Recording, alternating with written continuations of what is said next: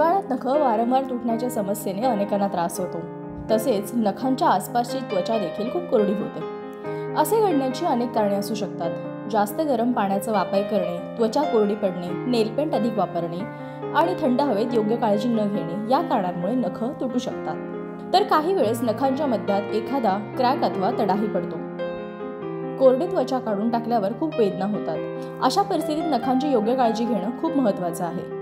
हिवाळ्यात फक्त चेहऱ्याची जास्त काळजी घेतो, मात्र हातांकडे दुर्लक्ष होते। यामुळे नखं कमकुवत होऊ लागतात आणि ती पटकन तुटतात देखील। त्यामुळे रात्री झोपण्यापूर्वी हात स्वच्छ धुणे आणि त्यांना नीट मॉइश्चरायझर वापरणे महत्त्वाचे असते।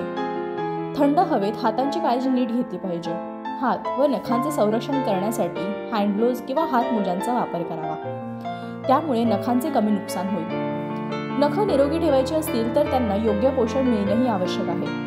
कॅल्शियम, जीवनसत्वे आणि प्रथिने भरपूर प्रमाणात असलेल्या पदार्थांचा आहारात समावेश करा। तसेच पुरेशा प्रमाणात पाणी प्या। कमी पाण्याचे सेवन केल्याने देखील नखांचे नुकसान होऊ शकते। हिवाळ्यात गरम पाण्याच्या वापरामुळे त्वचा कोरडी होते आणि नखे कमकुवत होतात। त्यामुळे अंघोळ करण्यापूर्वी नखांना मसाज करणे महत्त्वाचे आहे।